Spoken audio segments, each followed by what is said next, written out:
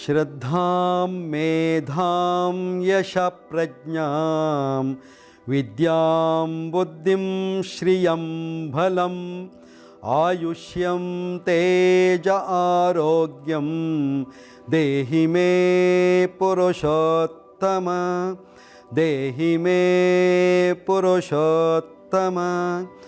ಓಂ ಶಾಂತಿ ಶಾಂತಿ ಶಾಂತಿ.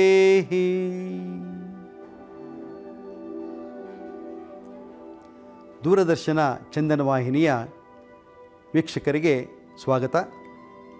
ಇಂದಿನ ಸಂಚಿಕೆಯಲ್ಲಿ ನಾವು ವೆರಿಕೋಸ್ ವೇನ್ಸ್ ಬಗ್ಗೆ ಯೋಗ ಚಿಕಿತ್ಸೆಯ ಮೂಲಕ ಹೇಗೆ ಪರಿಹಾರವನ್ನು ಕಂಡುಕೊಳ್ಬೋದು, ಯಾವ ಯಾವ ಯೋಗ ಚಿಕಿತ್ಸೆಯನ್ನು ಮಾಡಿದರೆ ನಮ್ಮ ವೆರಿಕೋಸ್ ವೇನ್ಸ್ ಸಮಸ್ಯೆ ಪರಿಹಾರ ಆಗುತ್ತೆ ಅನ್ನೋದನ್ನು ನೋಡೋಣ.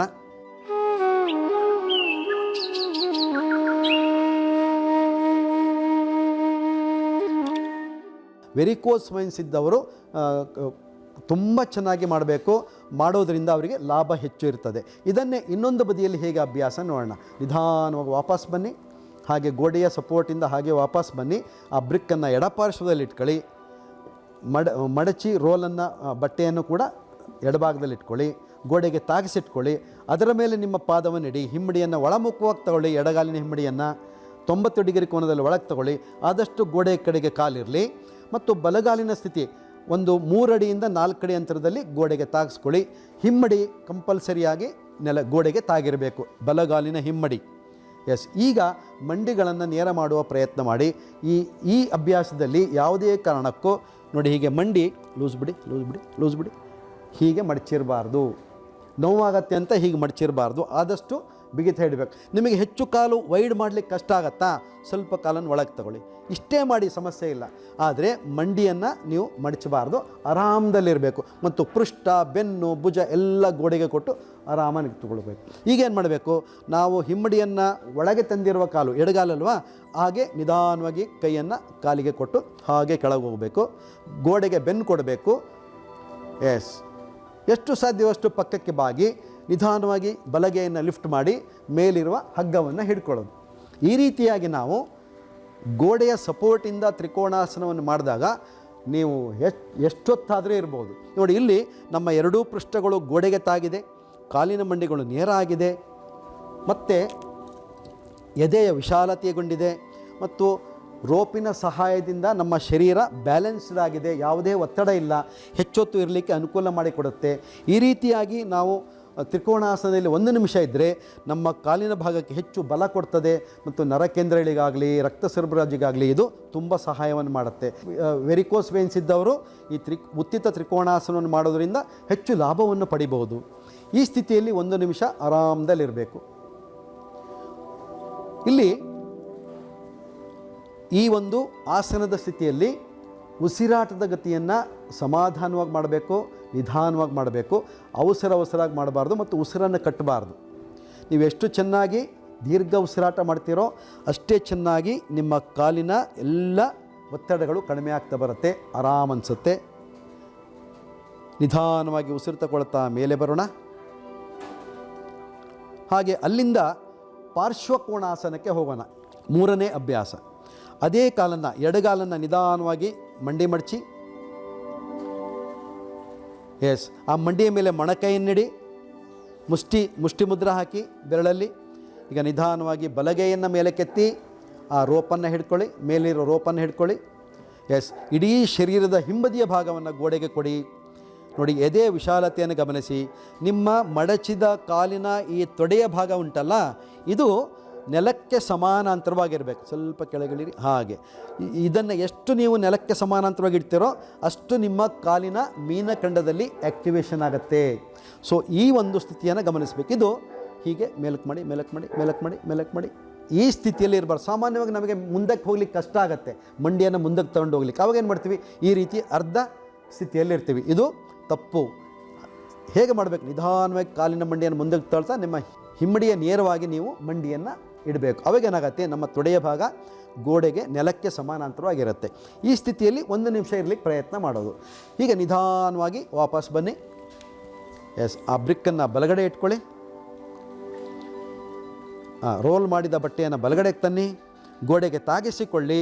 ಅದರ ಮೇಲೆ ಮೊದಲು ಕಾಲನ್ನು ಇಡಿ, ಭದ್ರಗೊಳಿಸಿಕೊಳ್ಳಿ. ಹಿಮ್ಮಡಿಯನ್ನು ಒಳಮುಖವಾಗಿಟ್ಕೊಳ್ಳಿ. ಎಡಗಾಲಿನ ಪಾದದ ಹಿಮ್ಮಡಿಯನ್ನು ಗೋಡೆಗೆ ತಾಗಿಸಿಟ್ಕೊಳ್ಳಿ.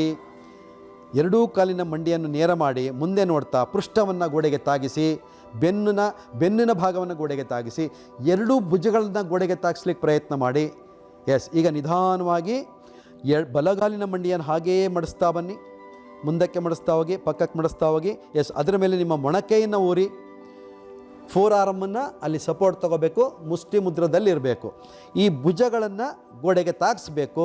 ನಂತರ ನಿಧಾನವಾಗಿ ಎಡಗೈಯನ್ನು ಮೇಲಕ್ಕೆತ್ತಿ ಆ ರೋಪನ್ನು ಹಿಡ್ಕೊಳ್ಳಿ. ಆರಾಮದಲ್ಲಿ ಮಂಡಿ ನೇರ ಮಾಡಿ. ಸಹಜವಾದ ಉಸಿರಾಟವಿರಲಿ.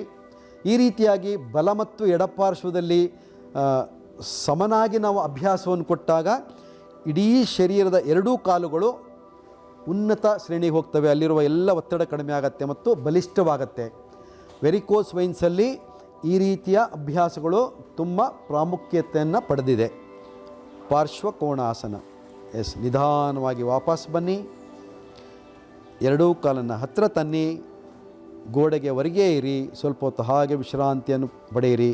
ಈಗ ಒಂದು 2 ಹೆಜ್ಜೆ ಮುಂದಕ್ಕೆ ಹೋಗಿ ನಿಧಾನವಾಗಿ ಹೋಗಿ ನಡೀತಾ ಬನ್ನಿ. ಸಹಜವಾದ ನಡಿಗೆ.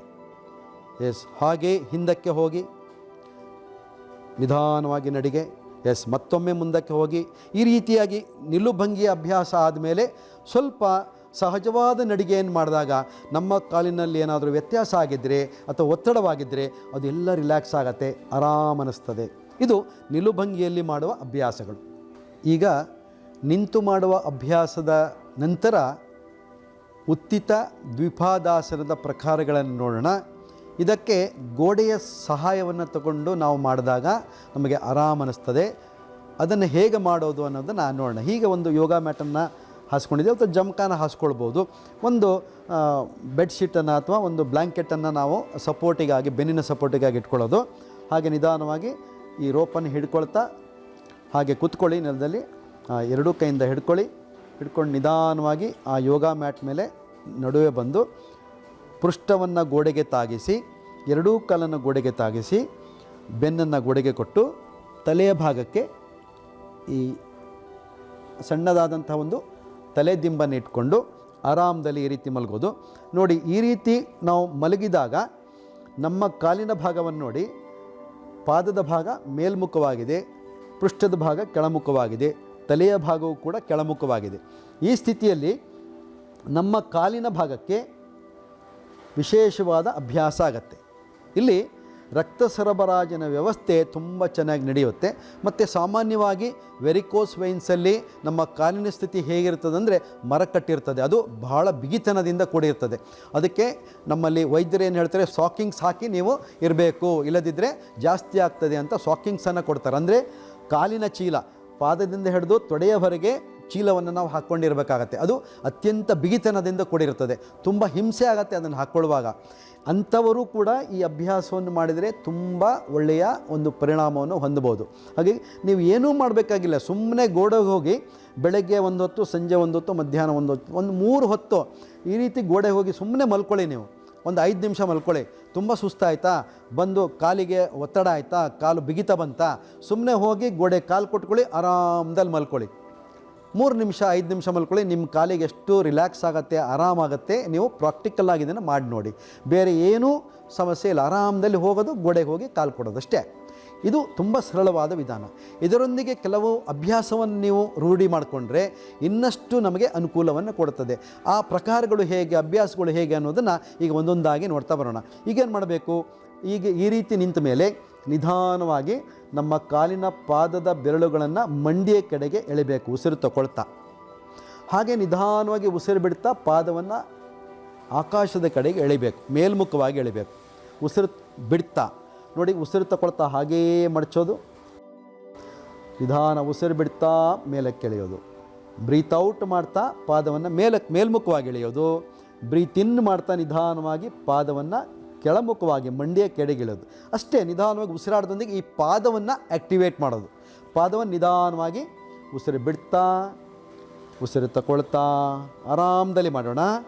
ಉಸಿರು ಬಿಡ್ತಾ, ಉಸಿರು ತಗೊಳ್ತಾ ಸಮಾಧಾನವಾಗಿ ಮಾಡಬೇಕು. ಉಸಿರು ಬಿಡ್ತಾ ಸಮಾಧಾನವಾಗಿ ಉಸಿರು ಬಿಡಬೇಕು. ಸಮಾಧಾನವಾಗಿ ಉಸಿರು ತಗೊಳ್ಬೇಕು. ಹೀಗೆ ಒಂದು 10-15 ಬಾರಿ.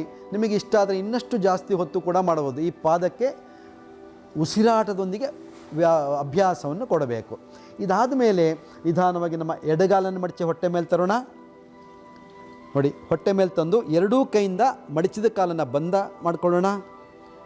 ಬಿಗಿಯಾಗಿ ಹಿಡ್ಕೊಳ್ಳೋಣ ಎರಡೂ ಕೈಯಿಂದ. ಮೊಣಕೈಯಿಂದ ಮೊಣಕೈ ಹಿಡ್ಕೊಳ್ಳಿ.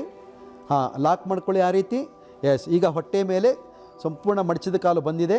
ಈಗೇನು ಮಾಡಬೇಕು, ನಾವು ಮೂಗಿನ ಹೊಳ್ಳೆಯಿಂದ ರಭಸವಾಗಿ ಗಾಳಿಯನ್ನು ಹೊರಗೆ ಹಾಕಿ ನಮ್ಮ ಮೂಗಿನ ಭಾಗವನ್ನು ಮಡಚಿದ ಎಡಗಾಲಿನ ಮಂಡಿಗೆ ತಾಕಿಸ್ಬೇಕು.